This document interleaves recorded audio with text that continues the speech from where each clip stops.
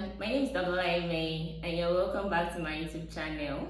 On today's episode, I would like to continue my story. But first, I would like to thank you guys for always supporting me, encouraging me, liking, subscribing, and sharing. I really appreciate guys. Thank you. So guys, after they discharged us, we went back home. Baby was not improving. Everything went bad. Everything was bad. He was choking on meals. He was coughing. All this kind of very painful cough. He was coughing. He was having difficulties in breathing. He was not breathing fine. Everything just went bad. He was not gaining weight. That time I could feed. I will feed.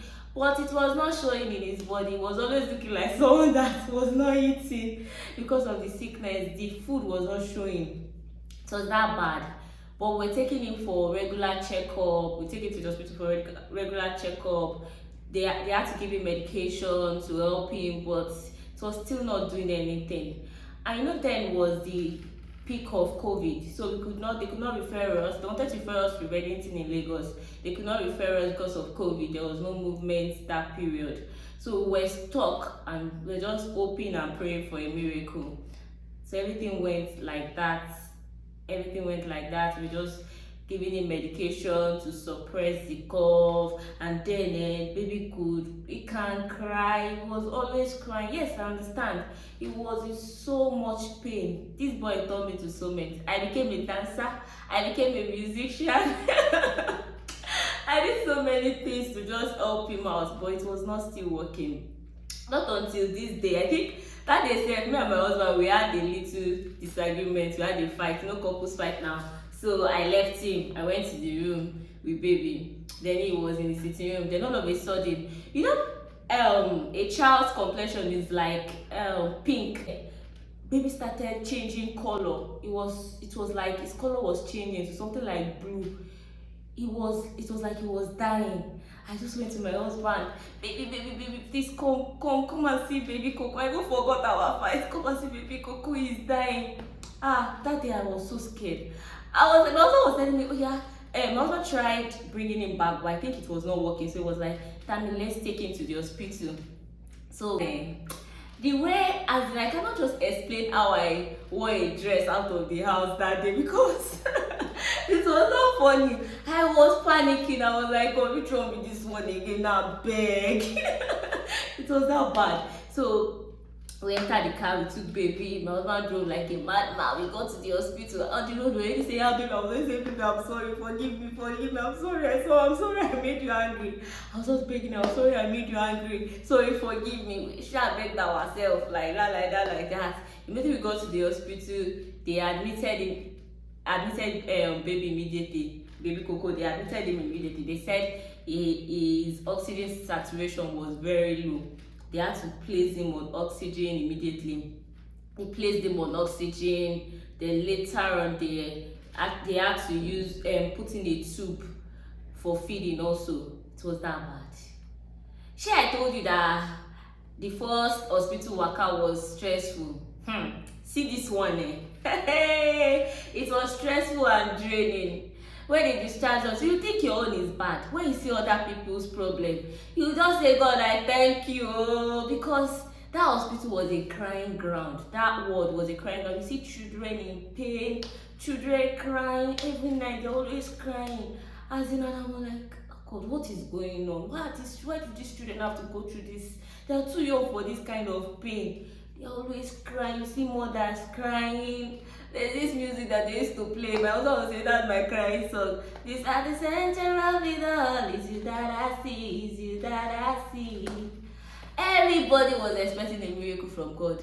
They will play that song like if I hear that, I'll start crying. I'll just say, God, I beg. Miracle, I beg. This child cannot die like this. So, but we kept on going for the echo to even know what was wrong with the baby. But the echo, we could not still detect what was wrong. So I think the last echo we did in the hospital, my husband was like, he was going to come to just check to know what was going on.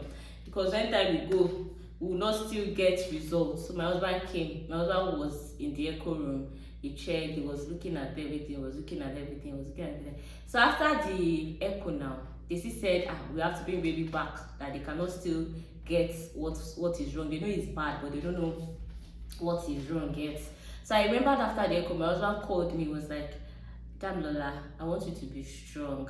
That what I saw in that room, I'm suspecting. I'm not saying that is it though. I'm just suspecting. Like I'm suspecting that baby. Maybe I said baby had hole in the heart. Maybe that one would have been fine. He said, I think I'm suspecting a truncus. I said, wait, what is that? I beg. I said, what? What? He said truncus, and that guy is a bad guy. That in Nigeria, I'm not sure Coco will survive. I'm not sure he will survive. You just have to be strong. I was angry. How will you say your baby will not survive? How will you say your baby will die? I was so angry with my husband. I lost my cool. I was like, what? Why would you say that? That no, I believe my baby will be fine. He will be healed in Jesus' name. He will not die. I started talking. My husband was just looking at me like, okay now, talk. It's okay. That means okay. It's okay. So I left. We went on and on like that in the hospital. I remember this day that the baby was so sick. He was stretching. I even thought he was going to die that day. He was stretching. I called the doctor that come and check on this baby. So at that point in time, my husband was coming in with his colleagues. So immediately everybody was trying to bring him back to life.